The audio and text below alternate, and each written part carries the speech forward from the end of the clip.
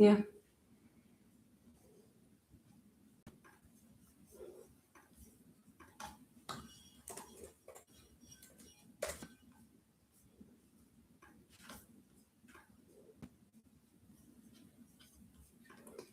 Okay.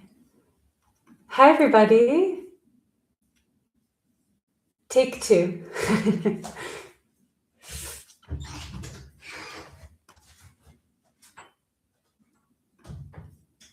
All right. So I'm not sure who I was just teaching to on another live stream that went on about 10 minutes, but here we are. We'll start over. I was wondering why no one was popping in. Let's see. All right. Oh, well, all is well that ends well.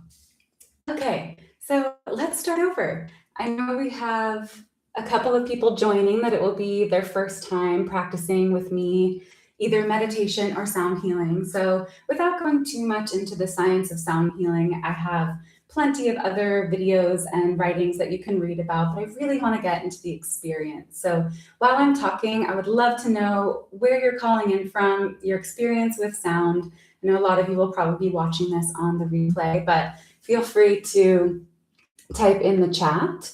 This is our first time doing it on YouTube Live, and I think Kathleen, you're here. You've been with me through all my all my technological difficulties. But tonight, I really want to talk about using sound healing and using this brief meditation that we'll do in a few moments here about exploring our own inner consciousness. So I think sound healing and sound bath, being a sound practitioner, there's a lot of, there are many elements of this practice that are deeply nourishing to the body. Our brain becomes entrained in these sound waves. Our body receives the sound waves, and it can find any disharmonies within the body and invite in harmony. Hi, Rochelle. Hi, Taylor. Oh, great to have people calling in from the Pacific Northwest. And I think with sound healing, there's a reason that we use the word sound healing, and I'll talk about that in relationship to the gong. So the instruments that we'll be using today after the meditation, we have the alchemy crystal bowls, which are a very pure tone. Each of these is tuned to a different note and made out of quartz crystal, infused with various earth elements, precious metals that give them all a very unique sound signature and a somewhat complex harmonic identity, but it's very pure and very easy for the brain to latch onto. So you might find with this instrument that your brain knows exactly what to do with it, and you can find a sense of release more or less quickly as you wind down into the meditation sound healing. The gong, on the other hand, is a much more complex vibrational field, and I'm really passionate about the gong as a healing tool. And so when we say sound healing, it's not just something that might be relaxing or help us go to sleep. Well, that's great when that happens, and it means that we needed it. The sound itself can find disharmonies within us on a physical level, whether that's in our organs, our own biorhythms, and it can also bring up painful memories. It can bring up something within us that needs to be brought up and therefore processed and let go. And that's where that healing aspect of sound healing comes from. So I mentioned that just because any type of experience is expected and welcome when we're working with sound and when we're working with these instruments. But maybe some people come into it through the wellness industry. It's amazing that sound baths are offered at the end of yoga classes, are offered in many spaces now, but know that maybe sometimes something comes up, and that's okay, and the sound can help us be in this safe space with a safe community where we can go ahead and process anything that we're going through. I had a teacher one time in a yoga class, and we were going through very powerful breath work, say to us, if not here, where? And I found that very powerful, is that, okay, we're committing to coming onto this live stream or watching this replay and being with ourselves, hopefully our headphones, which you've grabbed by now, and discovering what's going on with us in the present moment. And just to have that sense of flowering open, of blooming, of surrendering to whatever is going on within the very complex mind, body, spirit of a human being, that we can make the choice to open ourselves and allow it to come up and see what happens. And And in this way, I found that sound baths and working in context with different types of meditation and breath can have a very psychedelic experience, a very profound experience when we allow it to just take us away and surrender to the waves of our mind and surrender to any memories that come up or wherever we want to go. All that to say is that if we lay at a sound bath and continue to go through our to-do lists, or our mind is busy, we can't settle in, we become irritated or agitated, that's completely normal and welcome too. And not to fear is that that's how vibration works. Regardless of whether we are consciously aware of it in that moment, it will have an impact on our body. So if you have any questions so far, feel free to type them in the chat, or if the sound isn't good for you and you want to let me know, I will be able to see on the right side of the screen. A very brief introduction to the meditation that I wanted to do. If you're on the email list, I introduced a Sanskrit word or a Sanskrit concept that comes from the ancient Vedic texts. And I really enjoy and find it very powerful to bring in these Sanskrit terms and wisdom concepts into a meditation, because Sanskrit itself is a sonic practice. It's a vibrational language that has a vibrational signature that's supposed to embody in a feeling sense that which it's speaking about. And I'm very interested in talking about the human soul, or what lives within us, the human heart, the goodness of each human, and that when we live in this modern world surrounded by technology, surrounded by busyness and to-do lists and things constantly grabbing our attention, it can make us feel lonely, separate, depressed, any of those things. And these teachings are really pointing us back to our inner illumination. We have the word chit in Sanskrit, which is consciousness, and it's self-illumined. And so this word I want maybe that you can meditate with during the sound bath and when we go into the breath work is Jyoti. It's Jyoti. And this has many translations depending on which translation of the text or what you're reading, but it can mean flame or inner light. And that's why I sent along that Prataka meditation, or that candle gazing meditation, with this blog post that I wrote on this evening. And without going too much into it or to make it seem complicated, really it's just an invitation to meditate on that inner light. And we don't want to think of it as light from the sun or light from an external source. It's light that comes from within. And there are many different lineages and wisdom bodies that describe this light from within. We have in Buddhism the inner jewel. And when we become confused or separate or angry or lost in our life, that's just little scratches, or not scratches, but little marks on the jewel that we can shine off with our practice. We can clean the jewel, and so that we come back to our innate nature and our inner light. So that's my invitation for you now that we're coming towards the solstice, the heavy, at least in the northern hemisphere, this day where there's heat, there's sun, there's so much light, and so many different things in a wonderful way. It's what nature is doing, pulling our energy in our direction in different places. And then we can use our meditation to balance that, to harmonize with that, and come back into the inner light, the light that doesn't come from a source, because it just inherently is the human being, and it is our inherent and our natural state of being.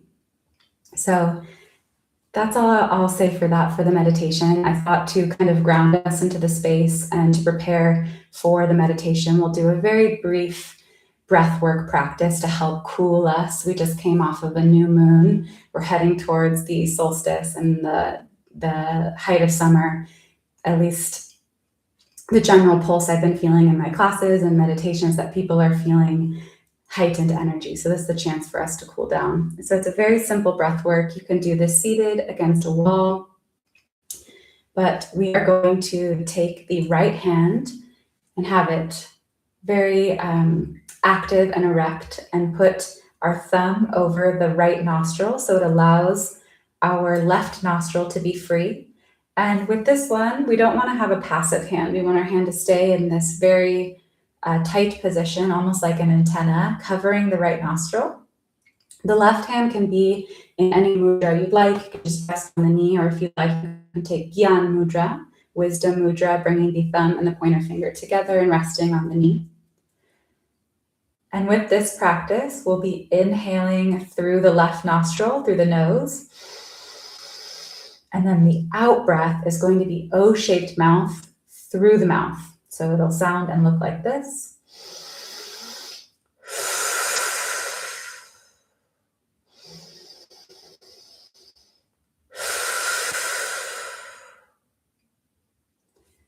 So once you've found your meditation posture, you can close down the eyes.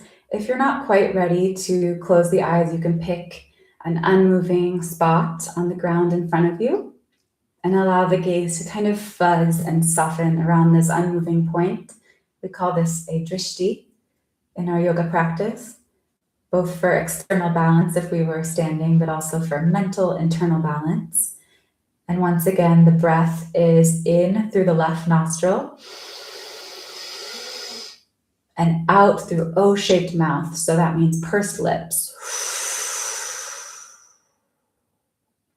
In left nostril.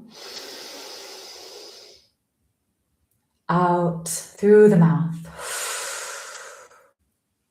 Closing down the eyes. And we'll be here for just a couple of minutes. You're also welcome to take this time just to breathe deeply, come into the space.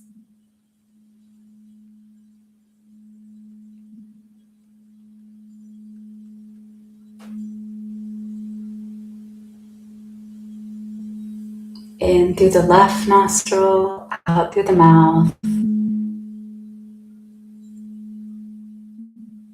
Cooling the body, cooling the system.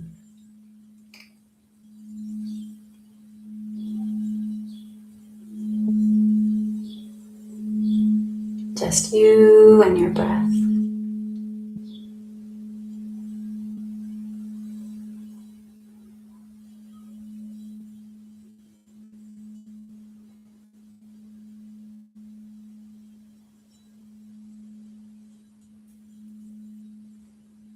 As you continue to breathe, you can relax the body in increments, starting from the crown of the head, moving down the central column, breath still coming in through the left nostril and out through the mouth.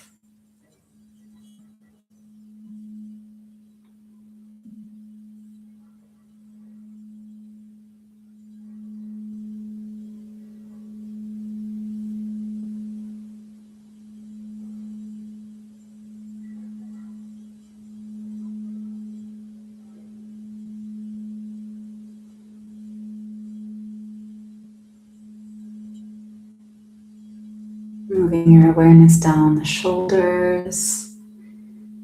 With each exhale, relaxing all of the muscles of the belly, the rib cage, and certainly the hips.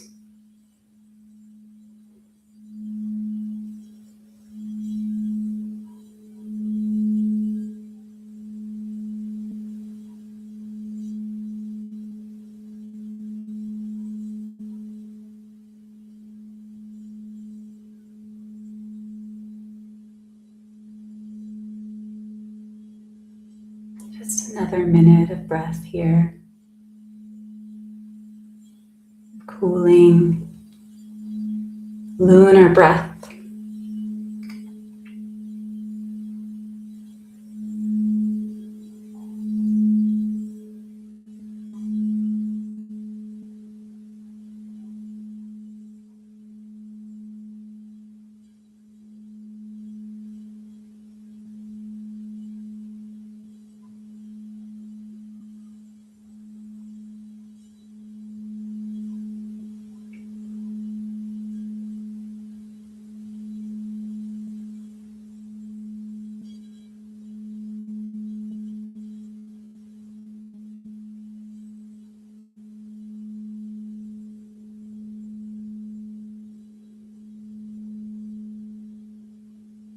Take 3 more rounds of breath on your own time, in through the left nostril, deep, full, release through the mouth.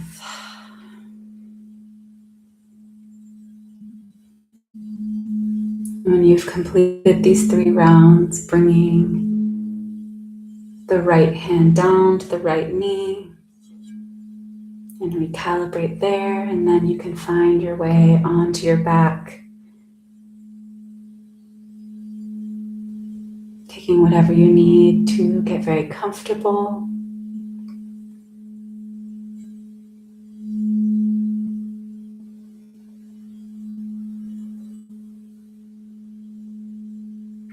Covering down the eyes.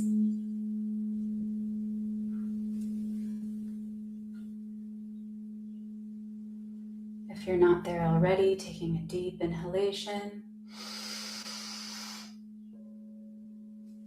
And exhale, release the hands. Take any gentle movements you need, maybe rolling out the neck. Placing your headphones on if you haven't already. Covering yourself with a blanket.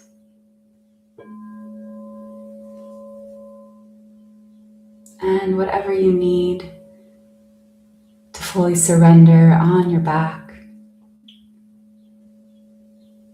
You might like to lay on your side or stomach, that's okay too.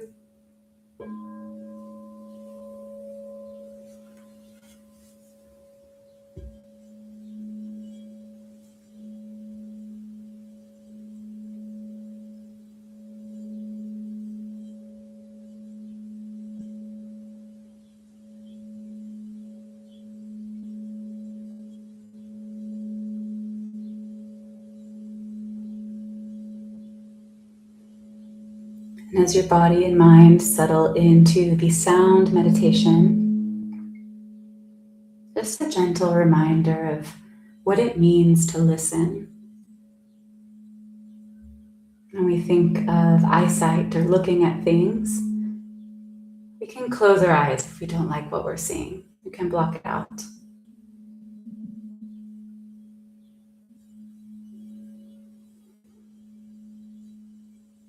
When we listen, not so much.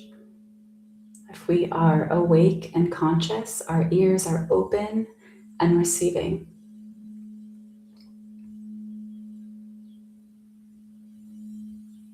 And when we think about this concept, it means we have to surrender to what is. It allows us to notice our mind's tendency to assign good or bad, judge yes or no. So in your sound bath, if you have noise coming from my end, maybe the dog barking next door from your end, maybe a door, voices from the next room, just use this sound practice to just be with you on planet Earth as it is right now. I know it's very difficult for me to do, for humans to do. Take a deep inhale and exhale.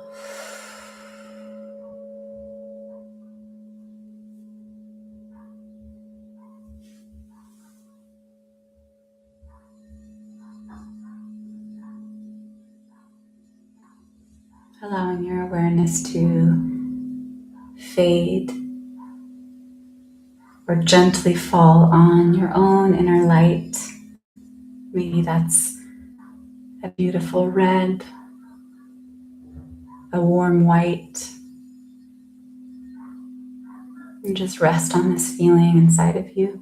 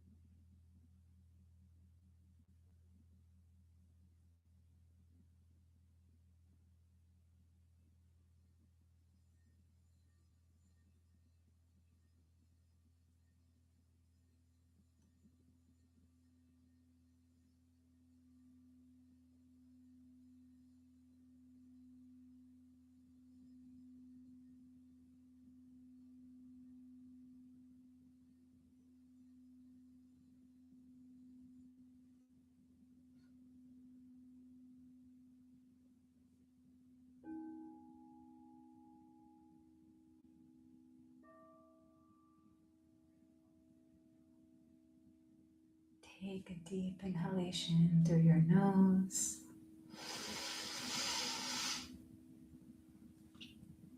And release the jaw, open the mouth, exhale.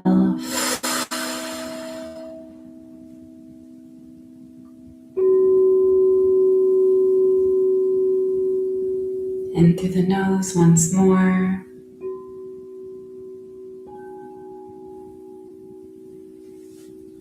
And out through the mouth. You can let out a little sound if you'd like.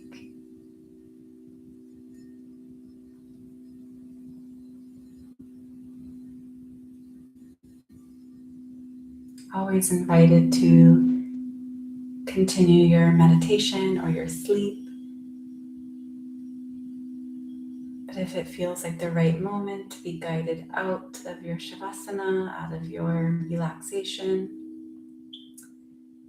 you can begin to wiggle the fingers, wiggle the toes, maybe wiggle the jaw back and forth.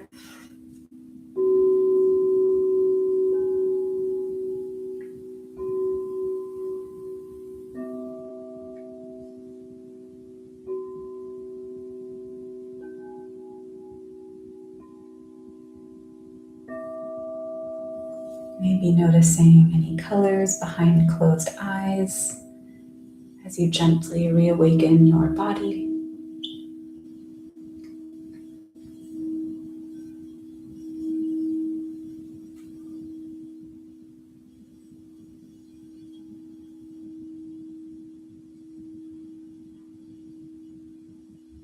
And if you feel ready on an inhalation, you can bring the knees into the chest and gently rock back and forth there. Can feel nice on the spine after being still for about 25 minutes. It's quite some time.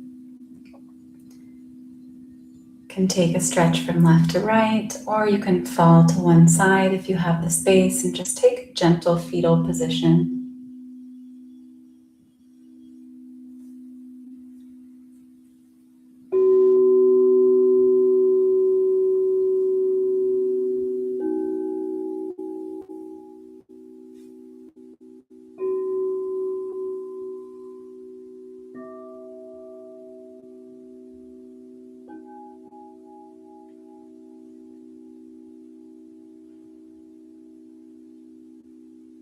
When you're ready, you can gently push yourself up, and we'll meet in a seated position. Take your time to get there, noticing any changes in the body, maybe more receptive to the sounds around you of your home.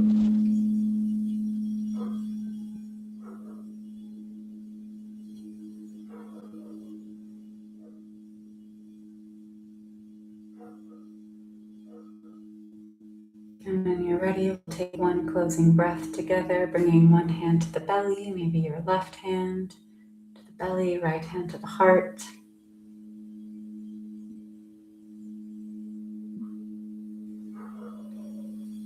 Closing down the eyes, finding a gentle tuck of the chin.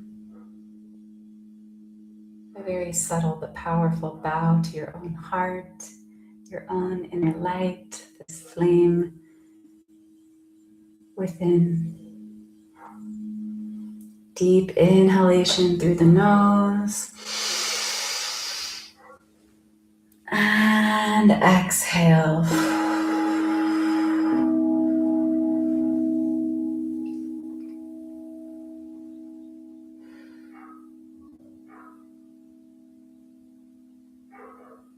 Gently flutter the eyes open. And thank you so much for joining on this live. We made it here. I hope that this was a brief taste or immersion into sound in the middle or the end of your day, or maybe the morning. And that you can continue to come back to these sound practices online, wherever you are in the world, and continue feeling how the sound changes our relationship to ourself, to our listening, our mind-body system. And if you have any questions, I'll be here for another minute or two in the chat. Would love to know how this landed for you. And I think tech-wise, I think we've got it. I think I figured it out. Took 5 months of our lives. I think I've got it. Thank you so much for joining. Drink lots of water. Find some time to do some gentle stretches, and see you next time. Okay, bye everybody. Thank you for joining.